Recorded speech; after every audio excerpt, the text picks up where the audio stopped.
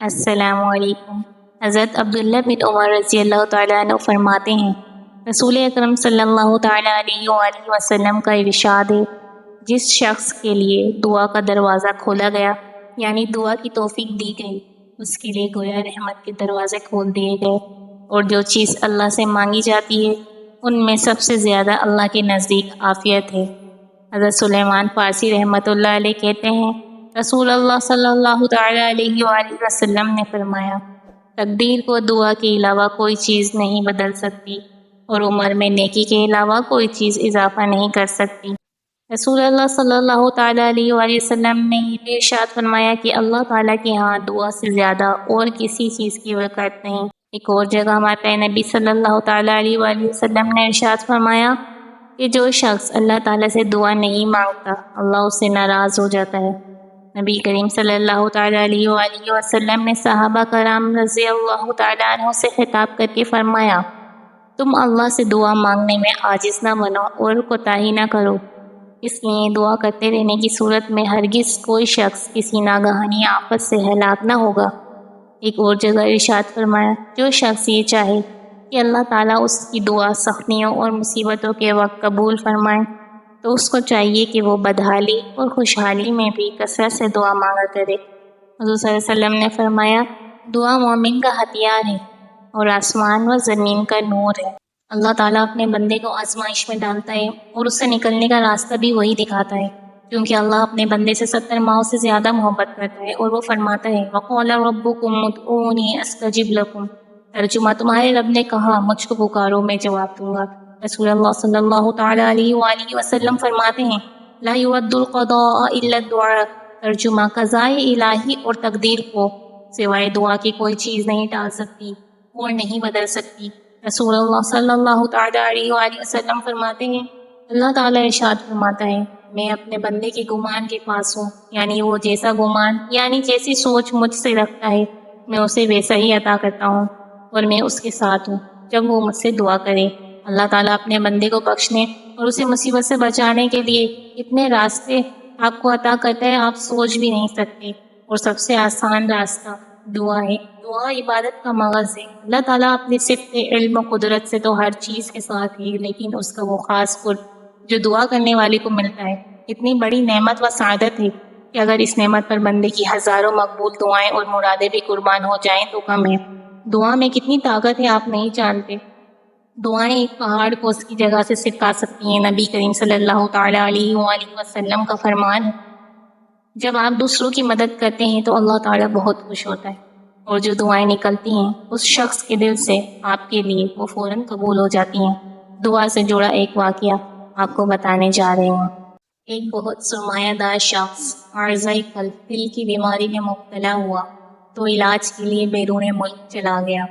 جس ہسپتال میں اس نے علاج کروانا شروع کیا وہ اس ملک کا سب سے اعلیٰ اور مہنگا ترین ہسپتال تھا، مگر یہاں پر بھی علاج کے باوجود اسے فائدہ نہ ہوا اور حالت دن بدن بگڑتی چلی گئی۔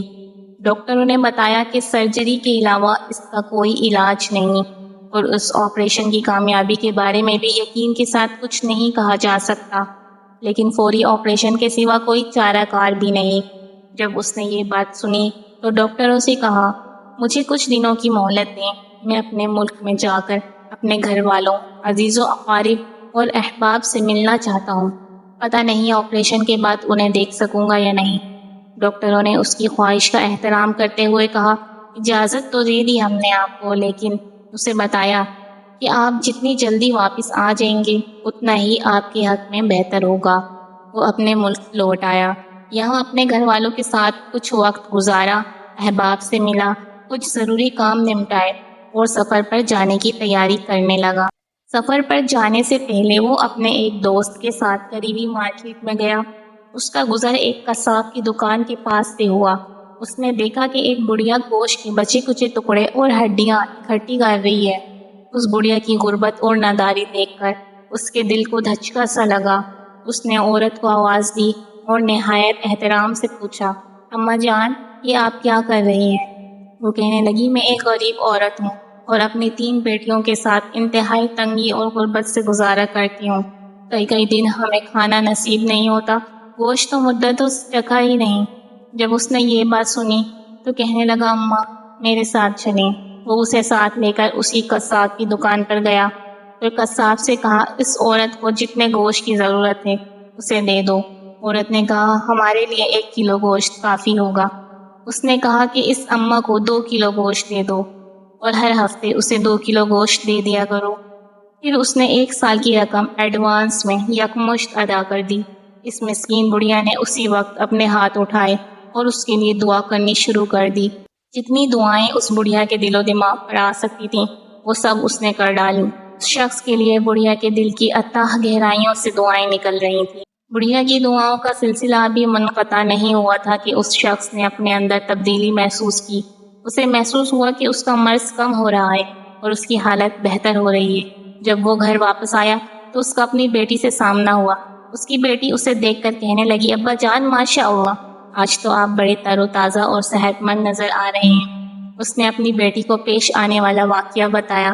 بیٹی بہت خوش ہوئی اور اپنے والد کے لیے دعا کرنے لگی، یا اللہ میرے والد کو صحت عطا فرما، اس طرح میرے والد نے اس بڑھیا کی مشکل دور کی، میرے والد کی مصیبت بھی دور فرما دے۔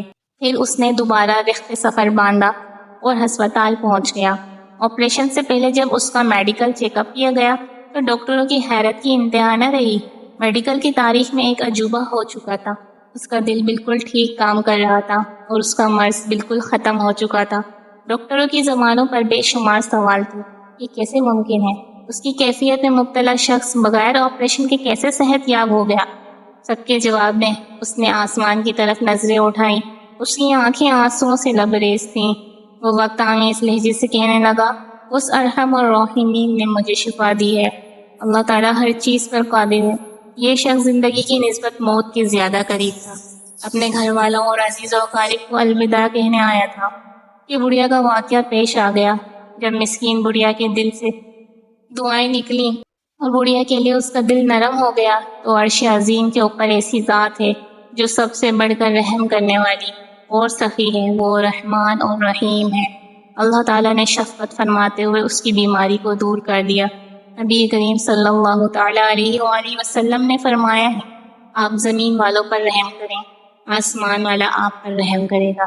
فرمانے باری تعالیٰ ہے، اللہ تعالیٰ فرماتا ہے ان رحمت اللہ قریب من المحسنین، اللہ کی رحمت احسان کرنے والوں کے قریب ہے۔ رسول اللہ صلی اللہ تعالیٰ علیہ وآلہ وسلم نے فرمایا جو شخص چاہتا ہے کہ اس کی دعائیں قبول ہوں اور اس کے مصائب دور ہوں اسے مصیبت زدگان کی مدد کرنی چاہیے۔ اس طرح کی اور بھی ویڈیوز حاصل کرنے کے لیے ہمارے کمالیہ 6 چینل کو سبسکرائب کریں، بیل آئیکن کو پریس کریں، لائک کریں، کمنٹ کریں اور شیئر کریں، ہماری حوصلہ افزائی کریں تاکہ مزید آپ کو اس طرح کی ویڈیوز ہم پیش کر سکیں۔ جزاک اللہ خیر۔